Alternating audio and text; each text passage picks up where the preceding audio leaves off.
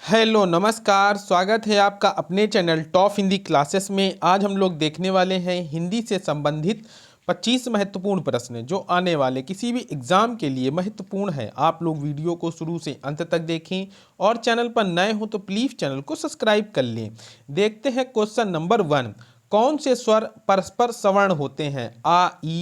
आ उ ई या इनमें से कोई नहीं। तो इसका राइट आंसर हो जाएगा ऑप्शन नंबर सी, ई और ई। कौन से स्वर परस्पर सवर्ण होते हैं? तो ई और ई होते हैं। इसी तरह संयुक्त स्वर कितने होते हैं? तो संयुक्त स्वर कितने होते हैं? 4 होते हैं। कौन कौन से? ए ओ और औ, ये 4 होते हैं। ये कैसे होते हैं स्वर? तो ये संयुक्त स्वर होते हैं। तो इसका राइट आंसर हो जाएगा ऑप्शन नंबर सी हो जाएगा। Question number 2। हिंदी की पहली कहानी लेखिका का क्या नाम है? बंग महिला, सत्यवती, चंद्रकिरण या चंद्रकांता। तो इसका राइट आंसर हो जाएगा ऑप्शन नंबर ए हो जाएगा, बंग महिला। हिंदी की पहली कहानी लेखिका का क्या नाम है? तो बंग महिला है। और इनका पूरा नाम या असली नाम क्या है? तो राजेंद्र बाला घोष है। क्या है? राजेंद्र बाला घोष है। तो इसका right answer option number A हो जाएगा। Question number 3। मलिक मोहम्मद जायसी को जायसी क्यों कहा जाता है? जायस गोत्र में पैदा हुए थे, जायस मत को मानने वाले थे, जायस नामक स्थान के निवासी थे या इनमें से कोई नहीं। तो इसका राइट आंसर हो जाएगा ऑप्शन नंबर सी, जायस नामक स्थान के निवासी थे। मलिक मोहम्मद जायसी को जायसी क्यों कहा जाता था? क्योंकि वह जायस नामक स्थान के निवासी थे। तो इसका right answer option number C हो जाएगा। Question number 4। संसद से सड़क तक काव्य के रचनाकार कौन है? श्रीकांत वर्मा, सुदामा पांडे धूमिल, अज्ञेय या रघुवीर। तो इसका राइट आंसर हो जाएगा option number B, Sudama Pandey Dhoomil. संसद से सड़क तक काव्य के रचनाकार सुदामा पांडे धूमिल हैं। काफी इंपॉर्टेंट प्रश्न है, कई बार एग्जाम में पूछा गया है, तो आप लोग इसको ध्यान रखिएगा। Question number 5। कलम के सिपाही क्या है? आत्मकथा, रेखाचित्र, संस्मरण, जीवनी। तो इसका राइट आंसर हो जाएगा ऑप्शन नंबर डी। कलम के सिपाही क्या है? कलम के सिपाही एक जीवनी है। जो किसके द्वारा रचित है? तो अमृत राय के द्वारा रचित है। किसके द्वारा? अमृत राय के द्वारा रचित है। तो इसका right answer option number D हो जाएगा। Question number 6। हिंदी वर्णमाला में व्यंजनों की संख्या कितनी है? हिंदी वर्णमाला में व्यंजनों की संख्या कितनी है? 32, 34, 33 या 36। तो इसका राइट आंसर हो जाएगा ऑप्शन नंबर सी, 33 है। हिंदी में वर्णमाला में व्यंजनों की संख्या कितनी है? तो 33 है। और हिंदी में स्पर्श व्यंजनों की संख्या पूछी जाए तो कितनी है? 25 है। कितनी है? 25 है। और स्वर अगर पूछे जाए तो कितने हैं? 11 हैं। अगर कुल स्वर पूछे जाए तो कितने हैं? तो 13 हैं। तो इसका right answer option number C हो जाएगा। Question number 7। ला किस प्रकार की ध्वनि है? पाश्विक, उच्छिप्त, प्रंकिप्त, संघर्षहीन। तो इसका राइट आंसर हो जाएगा ऑप्शन नंबर सी, ए हो जाएगा। ऑप्शन नंबर ए हो जाएगा, पाश्विक है। ला किस प्रकार की ध्वनि है? तो ला पाश्विक प्रकार की ध्वनि है। और ये किस में आते हैं? तो ये अंतस्थ व्यंजन में आते हैं। किस में आते हैं? अंतस्थ व्यंजन में आते हैं। अंतस्थ व्यंजन कितने होते हैं? तो 4 होते हैं। कौन कौन से होते हैं? या, रा, ला, वा, ये कुल 4 होते हैं। तो इसका right answer option number A हो जाएगा। Question number 8। स्थान के आधार पर बताएं कि मूर्धन्य व्यंजन कौन से हैं? गा, घा, जा, झा, टा, ठा, पा या फा।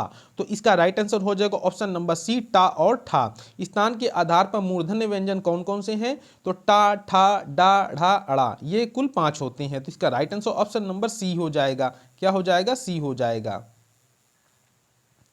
Question number 9।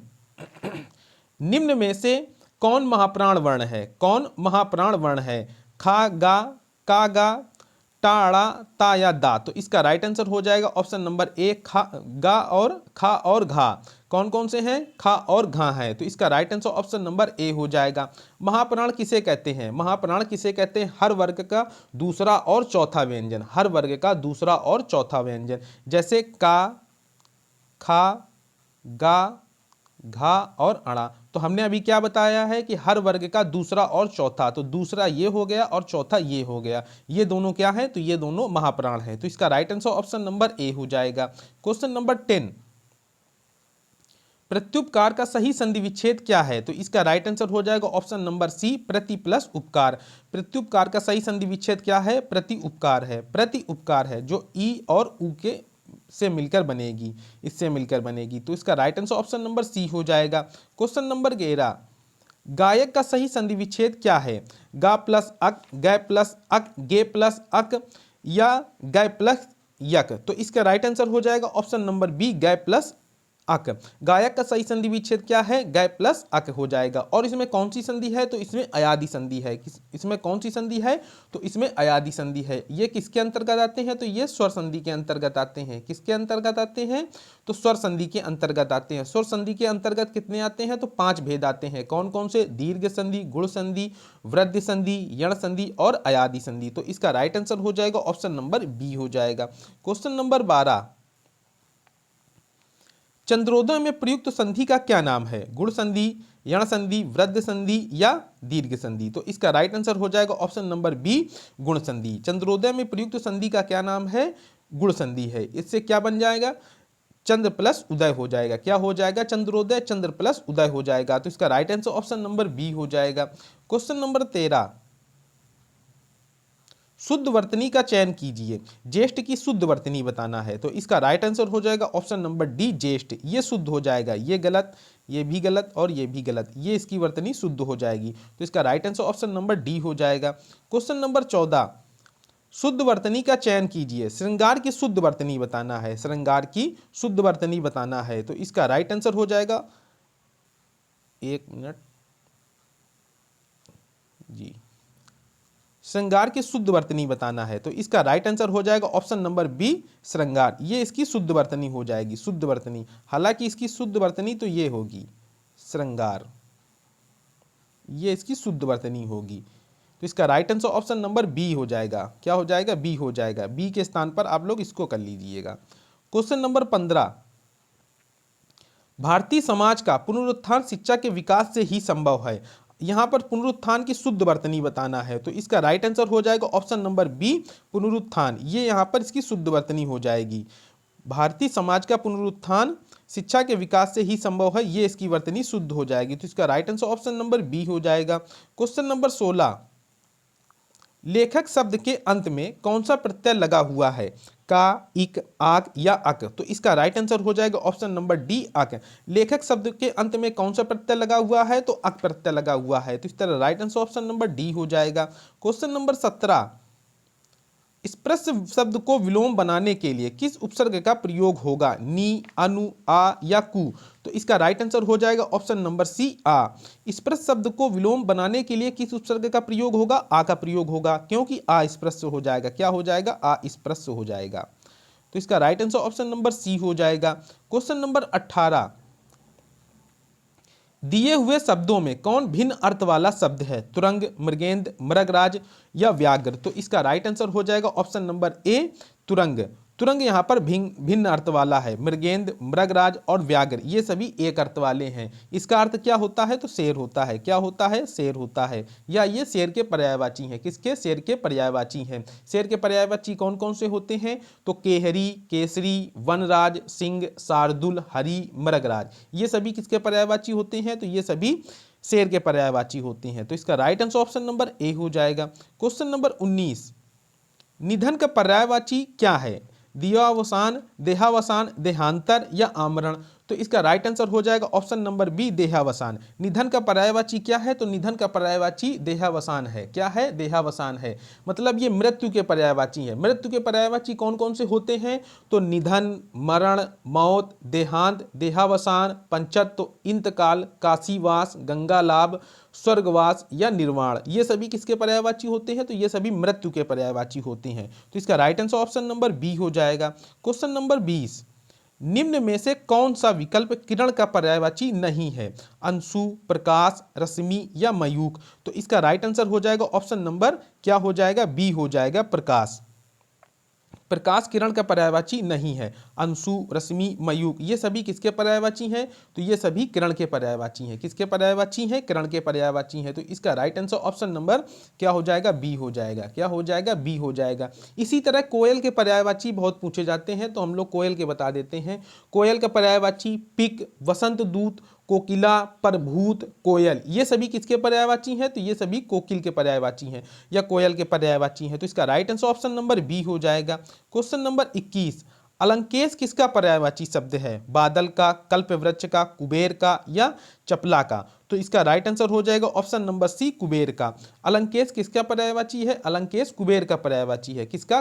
कुबेर का पर्यायवाची है। कुबेर के अन्य पर्यायवाची कौन कौन से होते हैं?